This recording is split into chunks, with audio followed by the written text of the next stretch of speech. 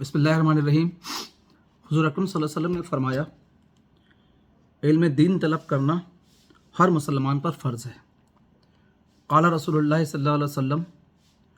طلب علمی فریضۃ علی کل مسلم، کہ یہ ہر مسلمان پر فرض ہے کہ وہ دین کا علم حاصل کرے، اور کم سے کم فرض علوم کا حاصل کرنا ہر مسلمان پر فرض ہے۔ اب یہاں پہ علم سے کیا مراد ہے؟ علم سے مراد وہ ہے کہ جس کے بغیر فرض ادا نہ ہو سکے، یا وہ بندہ جس کو اتنا علم نہ ہو کہ اس کو پتہ ہو کہ کیا فرائض ہیں اور کن چیزوں سے بچنا ضروری ہے، یعنی کن چیز نہیں بچیں گے تو حرام ہو جائے گا، یعنی فرائض سے بچنا،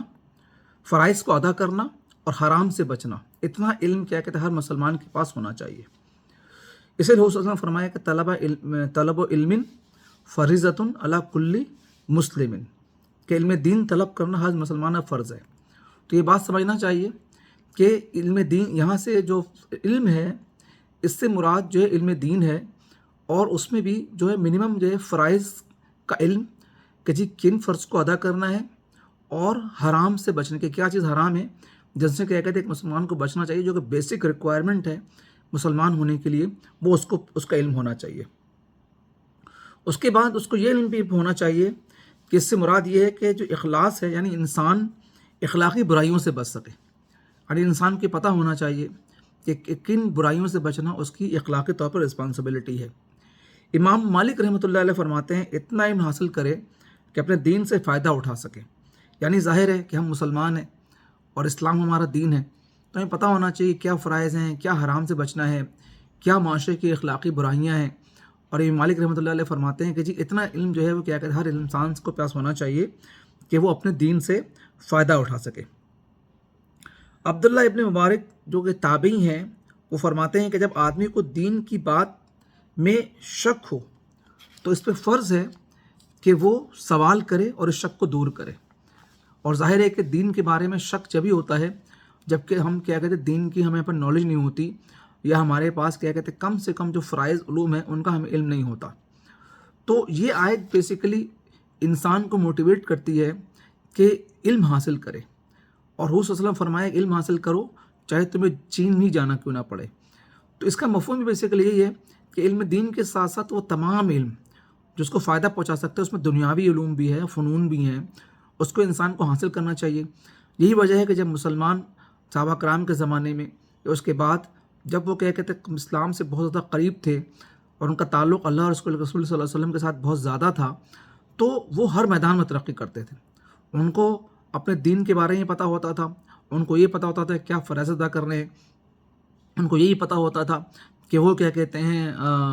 کن محرمات سے کیا کہتے ہیں بچنا ہے، ان کو کیا کہتے ہیں حرام حلال سب چیزوں کے بارے میں پتہ ہوتا تھا، ان کو وہ ہر وقت اللہ تعالیٰ کے راستے میں اپنی جان قربان کرنے کے لیے تیار رہتے تھے، ان کو پتہ ہوتا تھا کہ جہاد کیا کہتے ہیں کب فرض ہے، تو ان کو فرائض کا کیا کہتے ہیں علم تھا، اور کیا کہتے ہیں وہ دن کے غازی ہوتے تھے اور رات کے کیا کہتے ہیں وہ عبادت گزار کیا کہتے ہوتے تھے۔ تو جب تک کیا کہتے ہیں ہم علم حاصل نہیں کریں گے تو ظاہر ہے کہ ہمیں اچھائی برائی میں تمیز نہیں ہوگی۔ جو دینی علم ہے وہ بیسیکلی کیا کہتے ہیں ہمیں بتاتی ہے کہ ہم کیا کہتے ہیں کن چیزوں کو حاصل کر کے اللہ تعالیٰ قرب حاصل کر سکتے ہیں، کیا چیز کیا کہتے ہیں فرض ہے، کیا چیز واجب ہے، کیا چیز سنت ہے۔ تو یہ ہمیں کیا کہتے ہیں پتہ ہوتا ہے۔ ہم اگر دینی تعلیم حاصل کریں گے جی کیا ہمارا کیا فرض ہے، اس کے مقابلے میں کیا چیز حرام ہے، پھر کیا چیز سنت ہے، ٹھیک ہے، اس کے مقابلے میں کیا چیز جو ہے وہ مکروہ میں تحریمی ہے یا واجب ہے، اور کیا کہتے ہیں کیا چیز کیا کہتے ہیں ہمارے پاس جو ہے وہ نفل ہے، کیا ہمارے جو ہے مکروہ تنزیہ ہے۔ تو ان تمام چیزوں کو کیا کہتے ہیں پتہ جب ہوگا جب کیا کہتے ہیں ہم دین کا علم حاصل کریں گے۔ جب ہم دین کا حاصل کریں گے تو اس کا مقصد صرف یہ نہیں ہوتا کہ کیا کہتے ہیں ہم کیا کہتے ہیں جی دین کا علم حاصل کریں گے تو ہم کیا کہتے ہیں وہ کسی مسجد کے کیا کہتے ہیں امام لگ جائیں گے،